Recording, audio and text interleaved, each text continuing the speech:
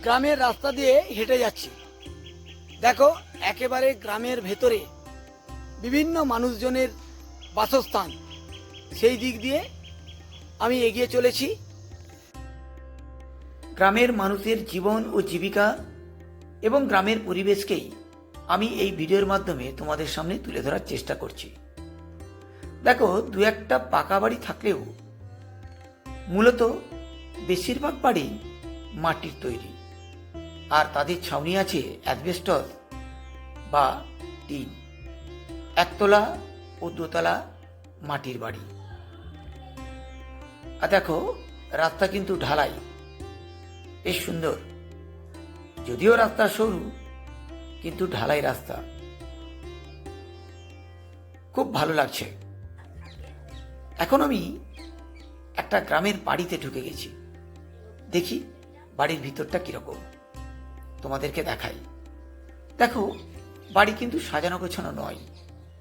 আসলে এই বাড়িতে একজন ছাড়া কেউ থাকে না। শুনলাম বাড়িটি 300 বছরের পুরনো, 3 তলা মাটির বাড়ি। আর কি বিরাট বারান্দাও একটা আছে, চারদিকটা পাঁচিল দিয়েও ঘেরা। আর দেখো, বাড়ির ভেতরে আম গাছ, আম গাছে আমও হয়েছে, বেশ ভালো লাগছে কিন্তু। আর এখানে বাড়িগুলো অনেক ফাঁকা ফাঁকা, শহরের মতো ঘিঞ্জি নয়। বাড়ির ভেতরে দেখো, একটা ধানের মোড়াই আছে।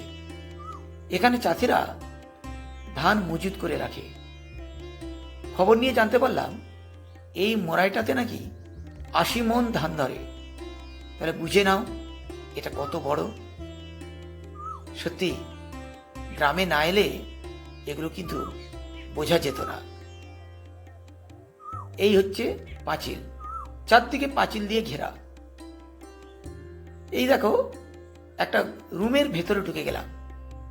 মাটির দেওয়াল, সেখানেই কিন্তু একটা আলমারি রাখা আছে। দেখো, মাটির দেওয়ালের ভেতরেই আলমারি সেট করা আছে, কাঠের আলমারি। আর মাটির দেওয়ালটা রং করা আছে। আর দেখো, এটা একটা আশ্চর্য জিনিস, এটা হচ্ছে মাটির সিঁড়ি। তোমরা এটা কিন্তু কোথাও দেখোনি। দোতলা ও 3 তলায় ওঠার জন্য মাটির সিঁড়ি করে দেওয়া আছে। আর এটা একটা দরজা, এটাও একটা দরজা।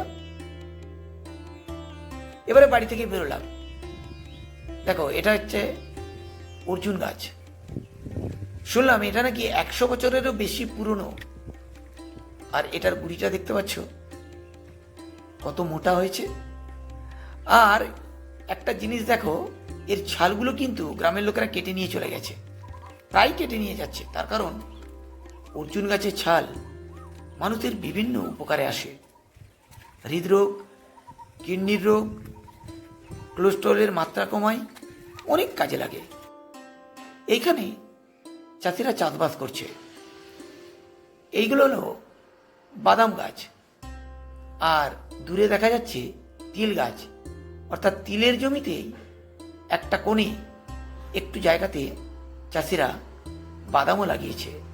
এটা হলো মিশ্র চাষ, অর্থাৎ একই জমিতে একই সময়ে একাধিক ফসলের চাষ করা হচ্ছে, যেটাকে বলা হয় মিশ্র চাষ। আর একটা বিষয় কিন্তু, বাদাম গাছের ওপরে হয় না, মাটির নিচে হয়। দেখো, একটা বাদাম গাছ তুলে তোমাদেরকে সেটাই দেখাচ্ছি। দেখো, শেকড়ের চারদিকে, শেকড়কে কেন্দ্র করে কত বাদাম হয়েছে। এইগুলো এখনো পরিণত হয়নি। গাছটা পরিণত হতে আরো 1-3 সপ্তাহ সময় লাগবে। তখন বাদাম আরো পুষ্ট হয়ে যাবে। আর এগুলোকে ছাড়িয়ে রোদে দিলেই বাদাম তার অরিজিনাল কালার পেয়ে যাবে। তো চলো, একটা খোসা ছাড়িয়ে দেখানোর চেষ্টা করি বাদামটা ভেতরে কিরকম আছে। আসলে এক হাতে ক্যামেরা ধরা আছে তো, সেই জন্যে ঠিক মতো ছাড়ানো যাচ্ছে না।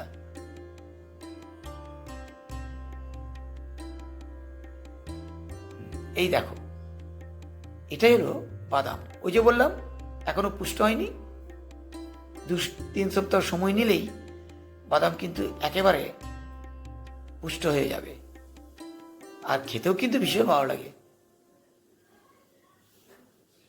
তো এই হলো গ্রাম, যেখানে নির্মল বাতাস, সবুজ আকাশ, স্নিগ্ধ হাওয়া সবই পাবে। এই গ্রাম্য পরিবেশ গ্রামে না এলে দেখতে পাওয়া যায় না।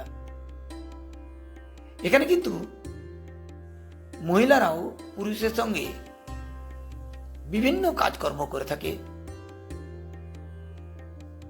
এই দেখো, এটা হচ্ছে একটা পুকুর, বিরাট পুকুর। পুকুরের চারপাশেই কিন্তু মানুষের বাসস্থান। বলতে পারো পুকুরকে কেন্দ্র করেই এই গ্রাম।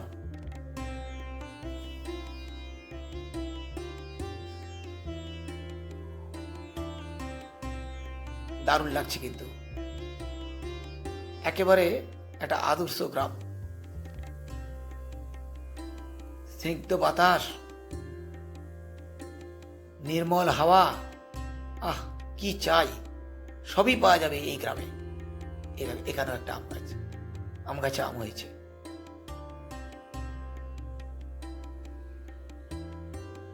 দারুণ লাগছে। তোমাদের কেমন লাগছে তোমরা কিন্তু অবশ্যই কমেন্ট করে জানাবে। কলা গাছ পুকুরের পাড়ে আছে। যাক, ভিডিওটা ভালো লাগে তাহলে অবশ্যই লাইক ও শেয়ার করো। আর যারা আমার চ্যানেলটিকে এখনো সাবস্ক্রাইব করোনি তারা চ্যানেলটিকে সাবস্ক্রাইব করে রাখো এই ধরনের নতুন নতুন ভিডিও পাওয়ার জন্য।